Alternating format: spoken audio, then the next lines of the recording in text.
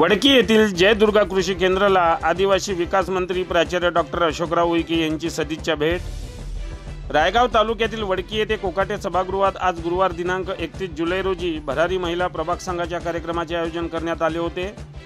या कार्यक्रमादरम्यान त्यांनी वडकी येथील उमेश गौरकार यांच्या जयदुर्गा कृषी केंद्राला सदिच्छा भेट दिली व कार्यकर्त्यांशी संवाद साधला। यावेळी माजी पंचायत समिती सभापती प्रवीणराव कोकाटे, संजय काकडे, वडकी पोलीस स्टेशनचे ठाणेदार सुखदेवजी बोरकडे, डॉक्टर कुणाल भोयर, सागर इंगोले, निश्चल बोबाटे, दिलीप अंड्रस्कर, दिलीप कडू, लोमेशराव धोबे व भाजप कार्यकर्ते मोठ्या संख्येने उपस्थित होते।